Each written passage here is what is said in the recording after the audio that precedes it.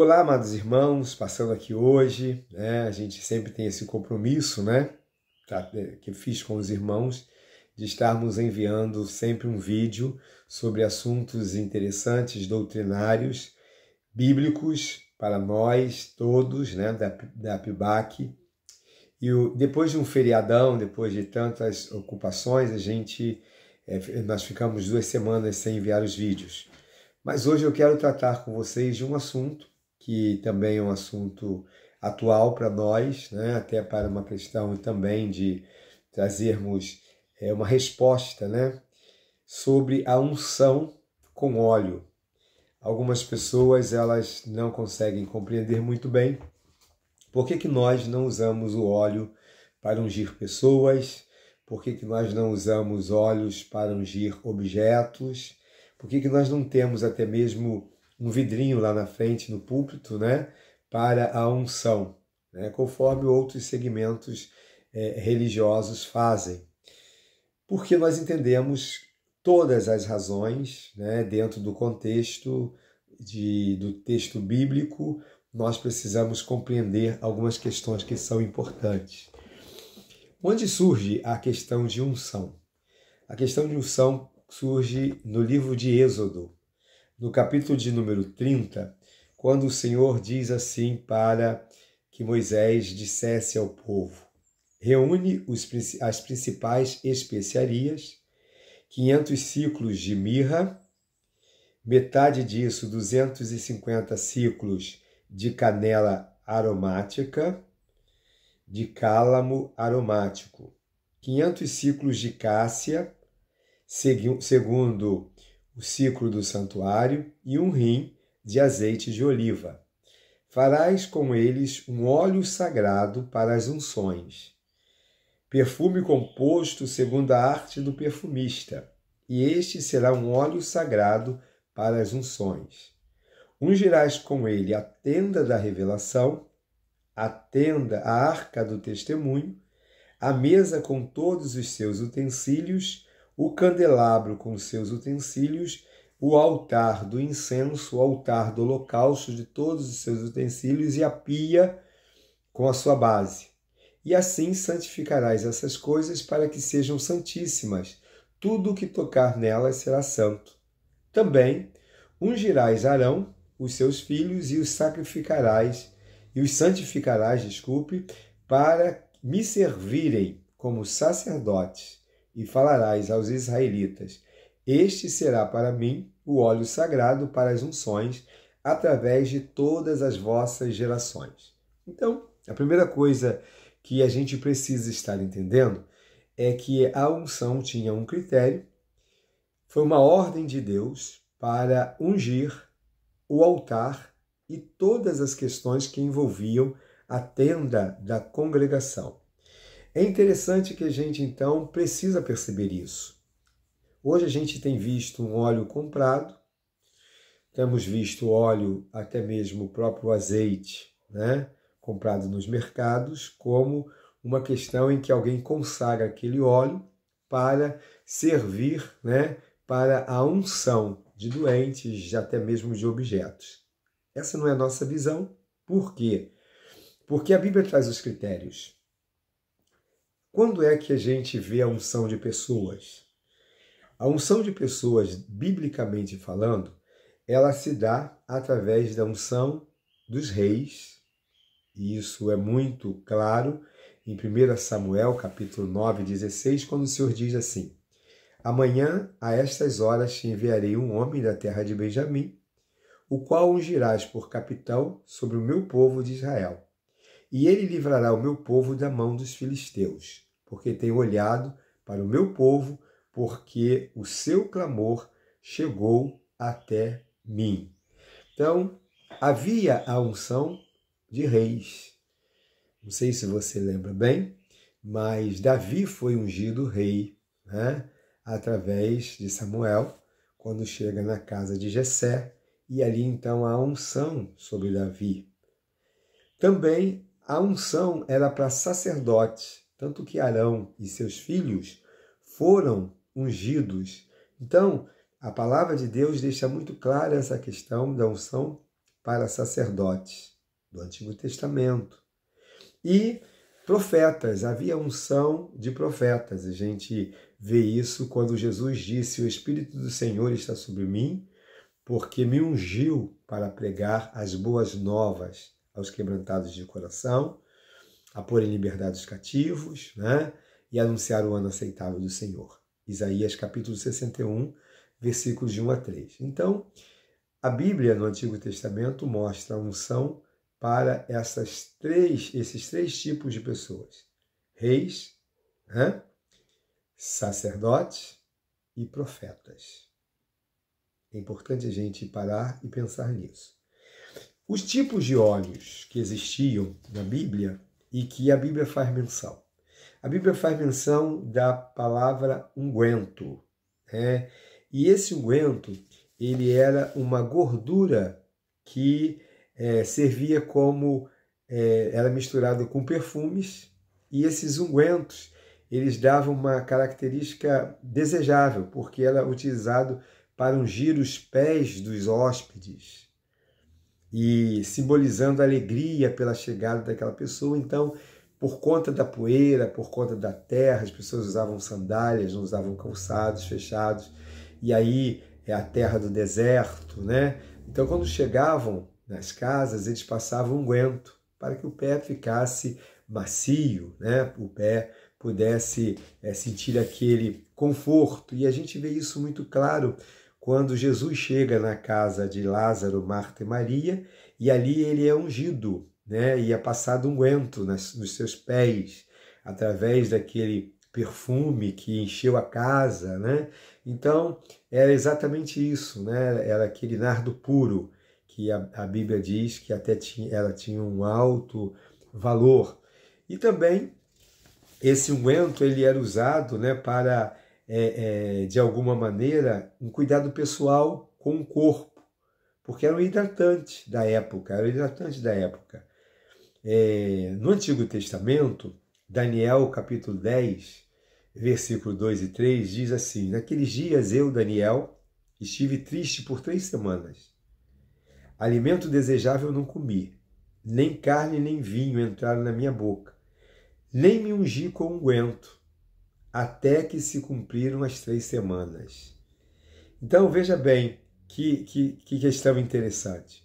Esse ato de ungir era o ato de trazer uma boa aparência, pele brilhosa, cabelos tratados. Hoje a gente usa um gel, hoje a gente usa um creme no cabelo. Por isso que Jesus também, quando ele fala sobre o jejum, ele diz sobre esse ungir a cabeça. Ele fala, né? Se você estiver em jejum, que isso não seja notado por ninguém, né? Lava seu rosto, né? Unjas a tua cabeça, quer dizer, penteia o cabelo para que não dê aquela ideia de sofrimento, de sentimento, de abatimento. Então, essa palavra unção aparece dessa forma.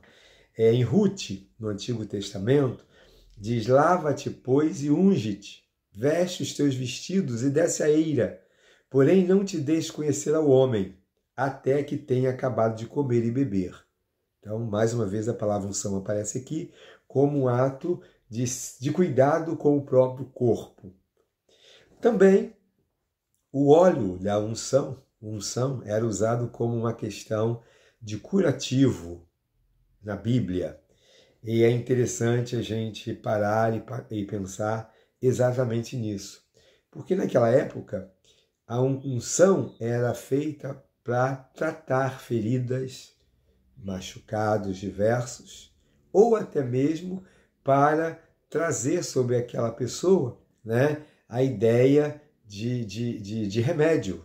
Né? Então, por exemplo, Isaías capítulo 1, versículo 6, quando o Senhor fala sobre o verdadeiro culto, ele vai dizer assim: desde a planta do pé até a cabeça, não há nele coisa sã, senão feridas e inchaços, e chagas podres, não espremidas, nem ligadas e nem amolecidas com óleo. Eu lembro que, ainda quando criança, minha avó usava muito azeite, furúnculos. Naquela época, não sei porquê, nós tínhamos muito furúnculos. E aí minha avó, eu lembro da minha avó, né, até mesmo usando uma questão, umas plantinhas que tinha, folha de maravilha, nem sei por que ela fazia aquilo, mas ela dizia que aquilo tinha poder como uma sucção, né?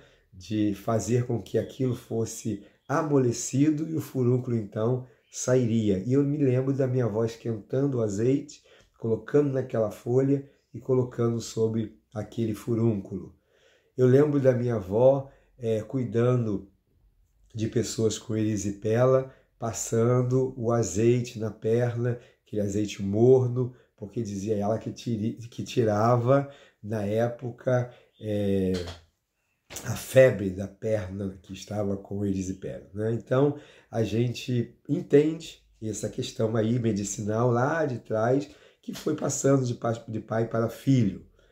E aí também a gente vê que quando Jesus fala sobre o samaritano, o bom samaritano, ele diz na parábola que aquele bom samaritano deitou o azeite sobre aquele que estava todo machucado e tirou as faixas, né? E depois de tratar daquelas feridas, daqueles ferimentos, ele coloca sobre o seu animal e então leva para uma hospedaria. É uma parábola que Jesus conta, mostrando o cuidado daquela pessoa sobre aquele que estava doente. E também Mateus vai falar sobre a questão das mulheres que queriam usar as especiarias, que tem a tradução como unguento, no corpo de Jesus após a morte. Só que chegaram lá, já não encontraram, né? Jesus já tinha ressuscitado. O termo ungir aparece no grego como primeira palavra, que chama-se aleifo, que dá a ideia exatamente, né, dessa questão de ungir, e crisma, né, que vem da ideia de um termo crio, chamado também dentro do grego. Ungir, então, dá essa ideia realmente da consagração de Jesus. É usado essa palavra crio, né, que é quando Jesus disse: o Espírito do Senhor está sobre mim porque me ungiu. Em nenhum momento na Bíblia a gente vê Jesus sendo ungido com óleo, mas Jesus cumpriu, né, os 3 papéis da unção. Jesus foi profeta, sacerdote e rei. Foi profeta porque pregou, foi sacerdote porque é o nosso mediador, e é rei porque é declarado um nome sobre todo nome. Ele veio para ser rei de verdade. E aí, essa palavra aleifo, né, já é uma palavra mais usada pelos hebreus como uma questão corriqueira, uma questão mesmo usada para dar a ideia de uma cerimônia, né, dos sacerdotes e que legitima esse lugar. O que é importante também estar falando é que o Novo Testamento ele não prescreve, ele não recomenda a unção com óleo, né, na consagração de ministros, de diáconos, de líderes. Não tem isso, né? O que a Bíblia chama é imposição de mãos. Então é muito claro isso, quando se reúne ali para montar o corpo do diaconato. A palavra de Deus, em Atos capítulo 6, versículos 5 e 6, vai dizer: e este parecer contentou a toda a multidão, e elegeram Estevão, homem cheio de fé e do Espírito Santo, Filipe, Prócoro, Nicanor, Timão, Parmenas, Nicolau, prosélito de Antioquia, e os apresentaram ante os apóstolos, e estes, orando, impuseram as mãos. Não tem unção com óleo. Paulo vai dizer de uma maneira muito clara sobre ministério pastoral, ou ministério que envolva um missionário, em 1 Timóteo capítulo 5, 22, assim: a ninguém imponhas precipitadamente as mãos, para o ministério no caso, nem participe dos pecados alheios. Conserva-te a ti mesmo puro. E aí, a gente vê que não existe, então, mais esse derramar de óleo sobre esse momento de consagração. A gente entende que a consagração acontece por meio de um momento de entrega e também de oração. Jesus, ele foi consagrado, ele tem essa palavra da unção, o Espírito do Senhor está sobre mim, porque me ungiu, né? E aí a gente vê de maneira muito clara essa unção, que é uma legitimação, que é uma confirmação, né? E aí, em Hebreus capítulo 1, versículo 9, diz assim: o Espírito do Senhor está sobre mim, porque me ungiu, crio, né? Ungiu, essa palavra criou aí, para evangelizar os pobres. Enviou-me para curar os quebrantados de coração. Palavras de Jesus, e que de alguma forma está lá em Lucas, versículo 4, versículo 18. Né? E eu comento também sobre Hebreus 1,9. Amastes a justiça, odiastes a iniquidade, por isso, Deus, o teu Deus, te ungiu com óleo de alegria, mais do que a teus companheiros. Se referindo a Jesus. O teu Deus, ó Deus, te ungiu. Né? Então aí é a confirmação do Senhor.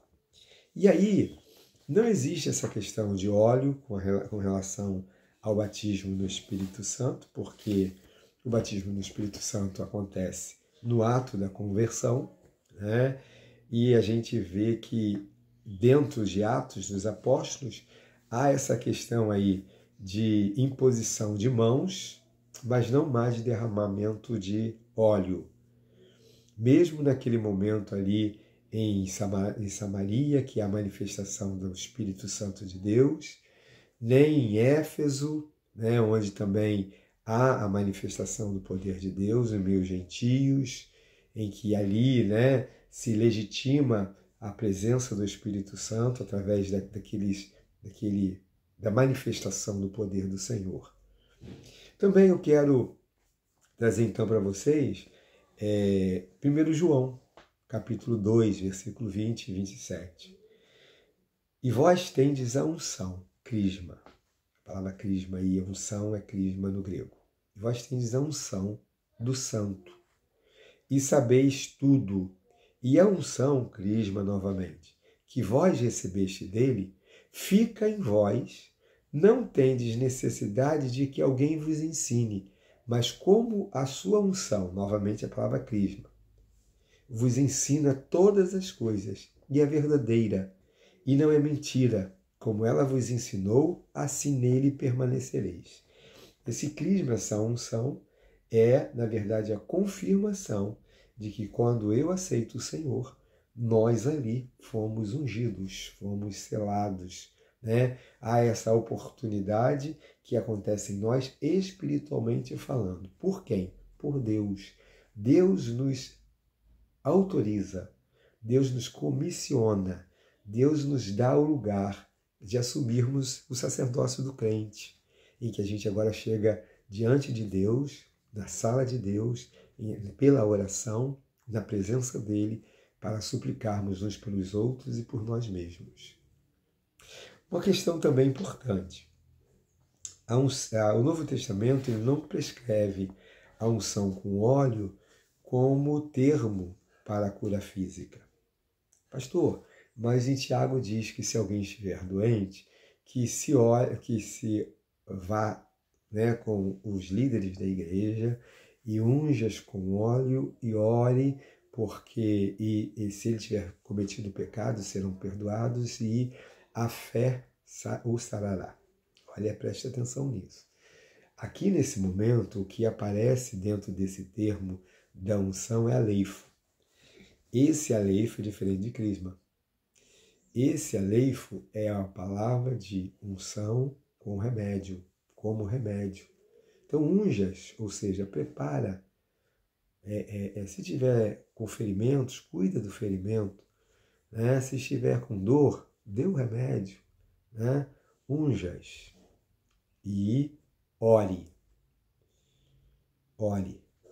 Por que é colocado assim, né? Porque o Senhor o levantará, diz o texto, e se houver cometidos, ser-lhe-ão perdoados. Mas o que é interessante é a gente pensar no que está escrito antes. A oração da fé salvará o doente, e o Senhor o levantará. É a fé, não é o óleo. É a fé. Ore sobre ele e a fé. Então, meus amados irmãos, nós não usamos o óleo porque nós entendemos que muitas pessoas elas ficam presas àquilo que às vezes se torna quase que um amuleto. E o que mais nós precisamos nesse tempo é descartar tudo aquilo que possa parecer ser mais importante do que a presença de Deus. Nós não ungimos mais objetos, porque a Bíblia, no Novo Testamento, não tem em lugar nenhum que alguém foi e ungiu objetos. O nosso carro, o meu carro, eu não passei óleo no meu carro, porque o meu carro Deus me deu e eu o consagrei ao Senhor. Os meus filhos eu os consagro ao Senhor. As coisas que ganho, as coisas que tenho, eu não preciso passar óleo nelas, porque senão vai ficar parecendo mais uma crendice, um ato que envolve uma crendice, uma dependência quase que emocional. Nós precisamos crer que a unção está sobre nós. Onde colocar a sua mão, bendito serás. Onde você colocar o pé, bendito serás. É isso que nós cremos. É a presença de Deus que nos fortalece sempre. Por isso, eu quero deixar para você estas questões. Qualquer dúvida você pode falar comigo até no privado, que eu terei o prazer de responder ao amado irmão. Mas o que eu quero dizer então para você é sobre isso. Então, o próximo assunto que nós teremos é sobre a oração nos montes. É bíblico. Jesus orou no monte. Mas o monte pode ser no meu quarto. O monte pode ser no lugar que eu escolher. Mas o monte em si é um lugar físico. E eu não posso fazer do lugar físico um espaço em que eu acho que lá tem mais poder do que aquilo que Jesus disse. Entra, fecha a porta do teu quarto e ora em secreto. Porque em secreto o Senhor te ouvirá e te abençoará. Que Deus te abençoe. E próxima semana tem mais. Que Deus te abençoe.